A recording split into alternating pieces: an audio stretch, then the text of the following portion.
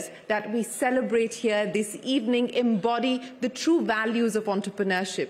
In fact, to echo Nelson Mandela's wisdom, it always seems impossible until it is done, and these gritty individuals are turning the impossible into reality by placing people and purpose at the center of their endeavors. They address pressing issues such as integrating women into the economy, developing tech solutions for individuals with disabilities, and providing elite education opportunities to students from underprivileged backgrounds. Their work represents a bold reimagining of how we can build a fairer and more inclusive future.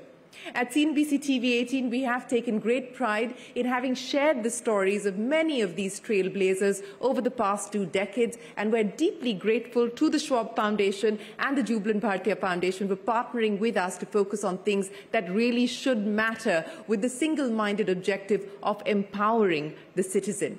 This year is particularly special for us as CNBC-TV18 celebrates its 25th year of delivering on the promise of providing credible, actionable information that can help people make better choices. For 25 years, we've remained India's most watched and most trusted news brand, a responsibility and a privilege that we take very seriously. For us, business news is not just about the P&L of a corporate entity, but it is about the balance sheet of the country, where we focus on the assets that will drive India's growth forward and try and find ways to address the liabilities that may constrain her growth as well. So without further ado, ladies and gentlemen, let me introduce you to the change makers that we honor tonight, the dreamers and the doers of the Social Entrepreneur Awards 2024. It is my great pleasure to present our first change maker at the 15th Social Entrepreneur of the Year Awards.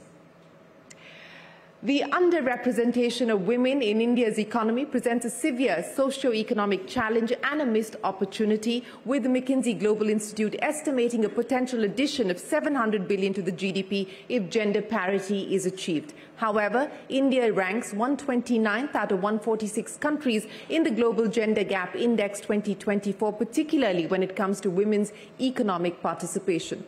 Across the globe, women face inferior income opportunities when compared with men. Women are less likely to work for income or actively seek more. The Global Labour Force Participation Report for women is just over 50% compared to 80% for men.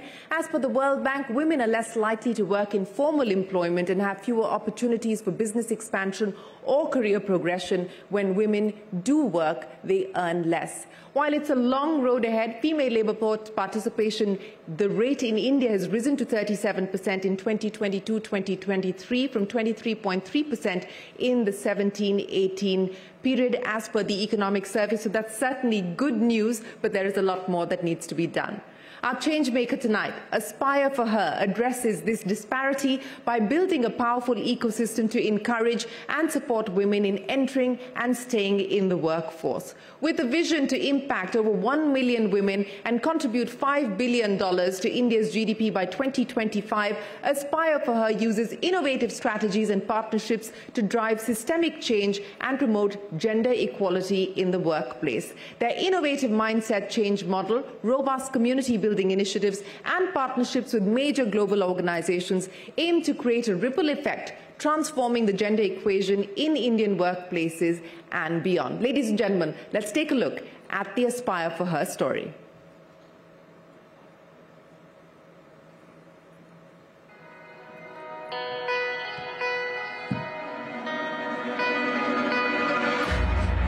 I was deeply disturbed with the gender data that I saw emanating from India.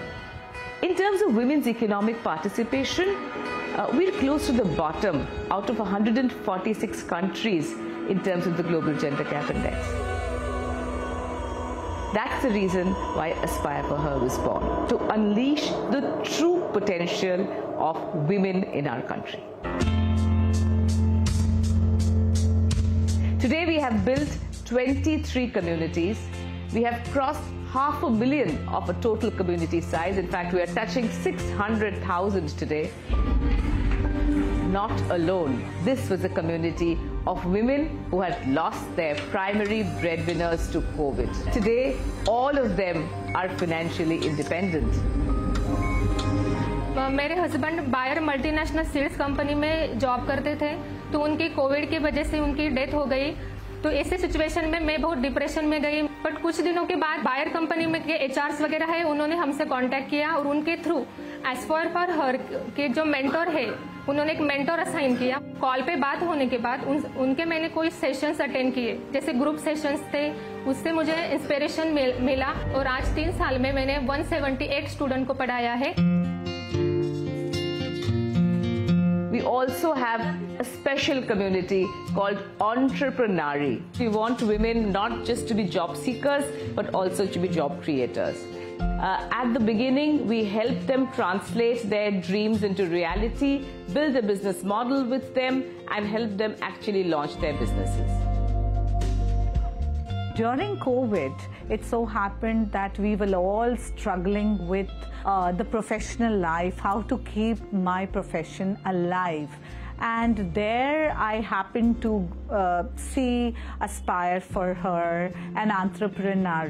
They helped me, mentored me. They in fact introduced me to few experts where I got guidance. That encouragement was enough for me to move globally. We realize that there's a huge skill gap in our country in terms of technology talent. So one of our clients, Amazon, came to us very early on and said that they want to build a community of women who are excited about pursuing technology, and that's how our Women in Technology community started.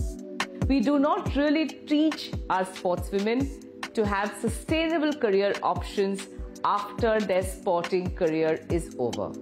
What we are trying to do at Her Sport Ki Champion is actually build great careers off the field for these women.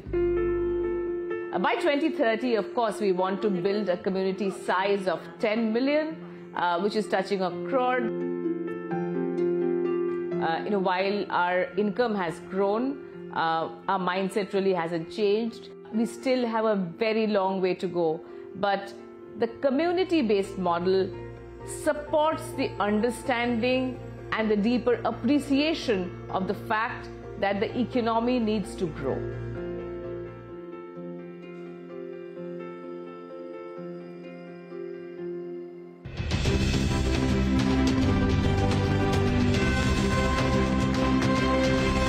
Ladies and gentlemen, a big round of applause for Madhura Dasgupta Sinha and the team at Aspire for Her. Congratulations. Thank you very much for being here this evening. It's time now for our next change maker. Each year, an estimated 10 million students graduate from India's government high schools, but fewer than 1% gain admission to top-tier STEM programs, effectively barring them from opportunities to break the cycle of poverty. This issue is compounded by the fact that STEM graduates earn twice as much and are twice as likely to find stable employment when compared to their non-STEM counterparts. In contrast, only 1 in 6 students from government schools choose science when compared to over 60% in private schools. Avanti Fellows tackles this disparity by partnering with government schools to provide free, high-quality tutoring and test preparation for students through grade 9 to 12. Their programs include online academic resources and intensive in-person instruction, prioritizing high-achieving students from marginalized backgrounds with a special focus on girls. In the 2023-24 academic year, Avanti impacted over 150,000 students, with more than 25% from their high-touch programs securing spots in top STEM colleges. Their approach has not only increased access to elite education, but has also empowered students to significantly improve their future prospects and contribute to long-term socio-economic transformation. Ladies and gentlemen, our next change maker, Avanti Fellows.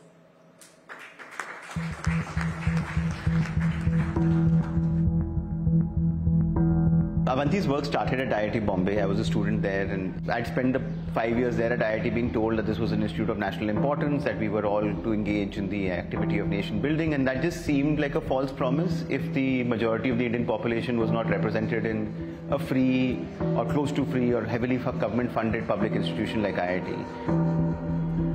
Majority of our best talent is in rural India. who can in 10 years, 15 years be part of India's leadership. And all of this talent every single year gets wasted.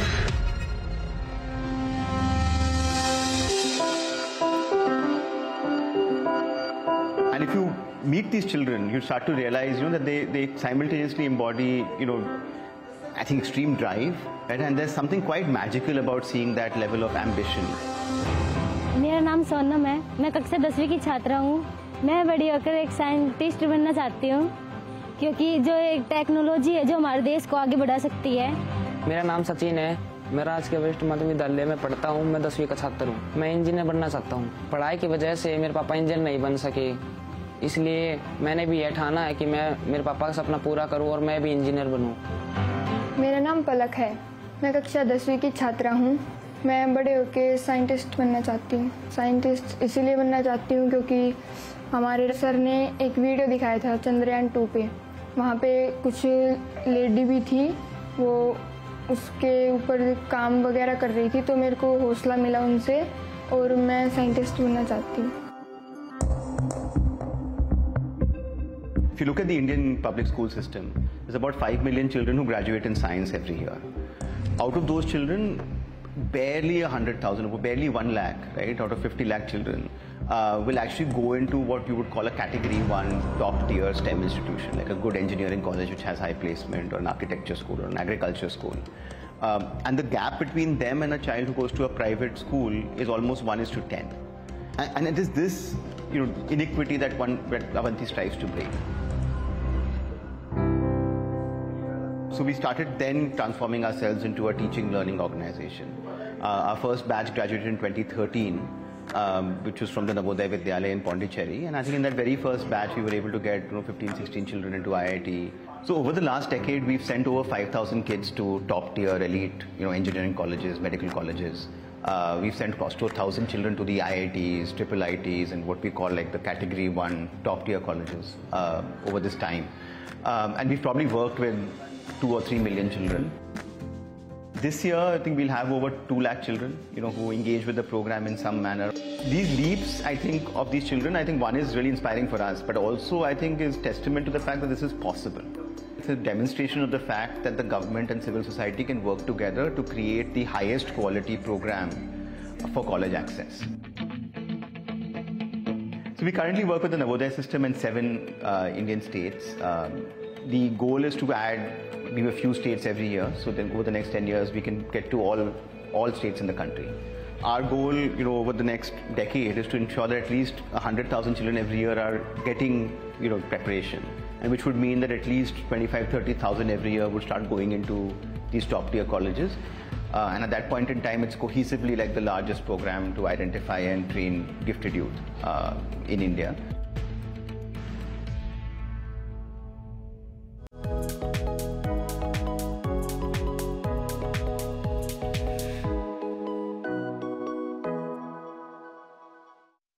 Our final change maker this evening, Torch It. 1 billion people, or 16% of the world's population, experience some form of disability, and persons with disabilities are more likely to face adverse socio-economic outcomes than those without disabilities. That's as per the World Bank.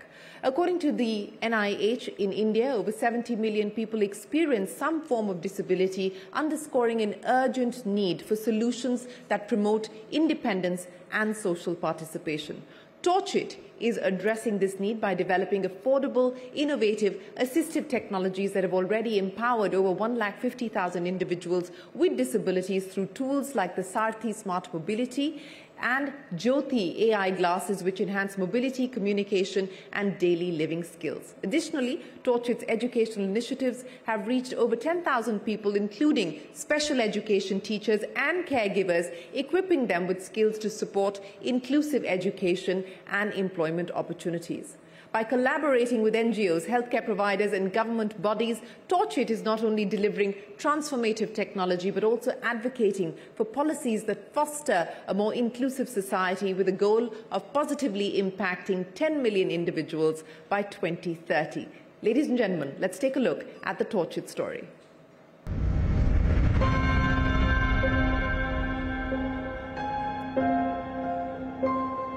there are a billion population who are suffering with some kind of other disability. That's 1 in every 7 people. If we talk about India, around 17 million population who are visually impaired, they are coming from low income settings. Because of this, they cannot afford the solutions which are available in the West. So that idea of Torch-It born with a deep personal commitment to change the reality.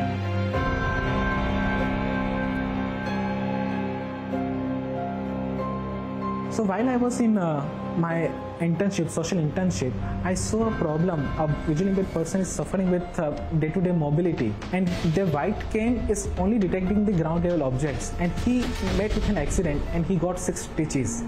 That inspired me to make some product for our visually impaired friends so they can walk independently. So this is how the Torch-It born with actually a torch. I removed the LEDs of torch and put the ultrasonic sensor.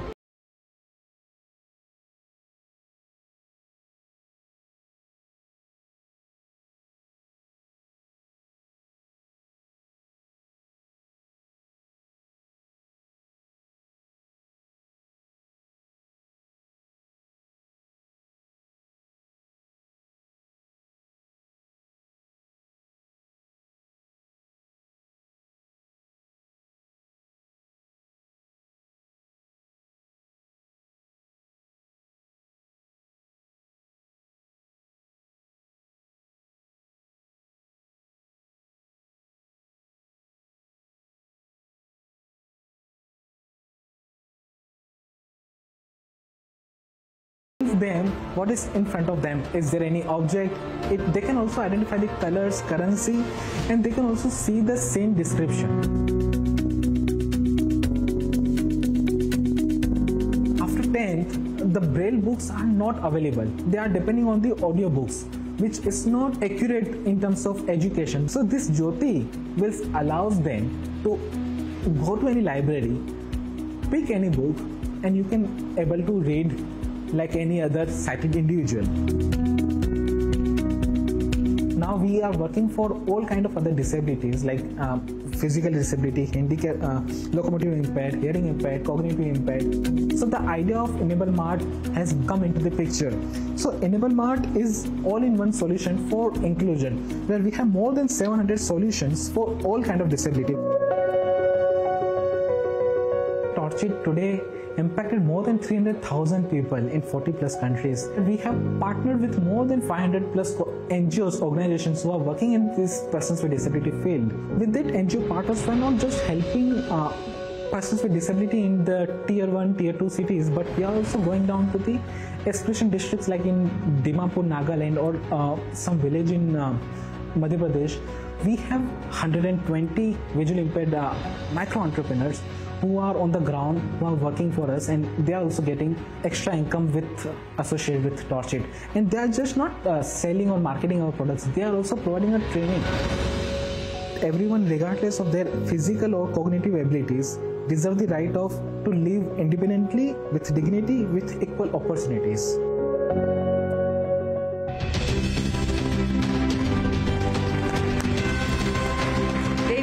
A big round of applause for Hani Bhagchandani and the team at Torch-It. Congratulations for what you've done. And that brings us to the end of our presentation ceremony. You know, as I pointed out at the start of the evening, this is an evening that truly leaves me moved, inspired, wanting to do more. And I hope that you walk away with exactly those same emotions and those feelings. May I now request our Honorable Chief Guest this evening, Mr. Hardeep Puri, to please honor our 3 nominees here this evening before we get to the winning contender for the evening. They are, of course, all change makers that we would like to recognize and honor. May I first invite on stage Madhura Das Gupta, Aspire for Her. Madhura, could we have you up on stage, please?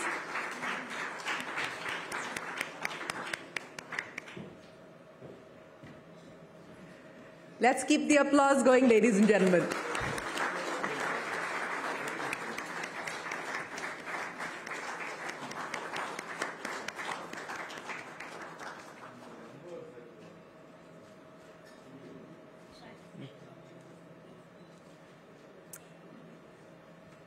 Thank you very much, Madhura, and congratulations once again. May I now call on stage Akshay Saxena of Avanti Fellows. Akshay, can we have you on stage? Ladies and gentlemen, a big round of applause.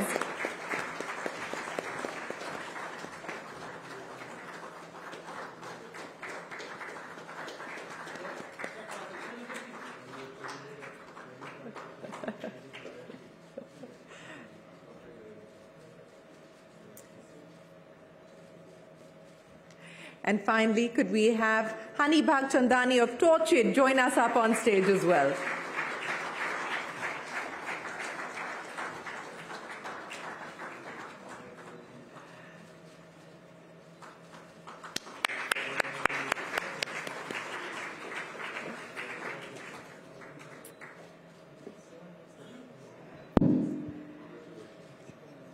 And it is that time of the evening that we've all been waiting for. The envelope has been passed on to Mrs. Hilde Schwab to do the honors.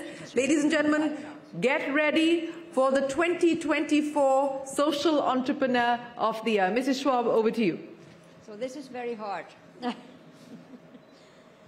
Because I have been in the jury, and I know the jury had a very hard time to find out who is I don't want to say the best, but we had to choose one winner, which doesn't mean that the other excellent social entrepreneurs will not have a good time and can profit from this.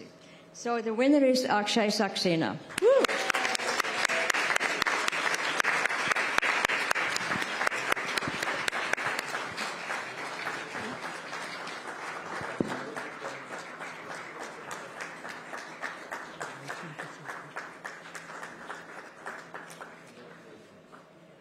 Congratulations, Akshay, and we would like to hear a few words from you before we let you go.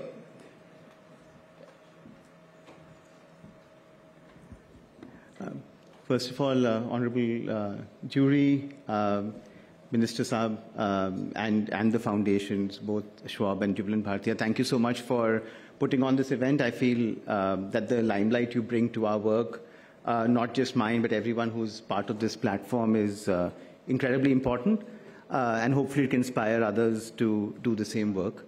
I think as remarks, I'd just like to say a few things. One is my entire life was transformed by one exam. And while that doesn't seem fair, I think it's the reality for many people in this room. And I think through our work now over the last decade and a half, what I've been able to see is the incredible things young people do when you believe in them. I keep repeating that we need to have higher aspirations for our young people, aspirations that go beyond them finding work or getting by, but the aspiration for all of them to have the opportunity to lead the country. And in our small way, and I think through the work of many, many others, I feel like we are closer to doing that than we were a decade ago.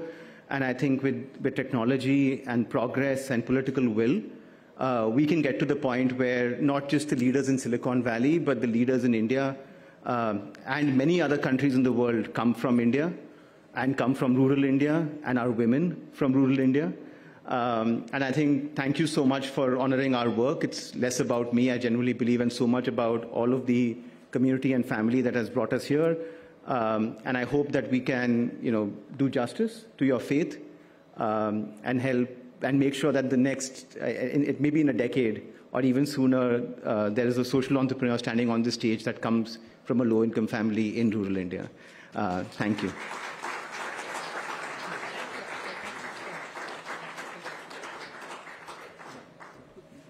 We certainly hope that is the case. Thank you so much, Akshay, for joining us, and congratulations once again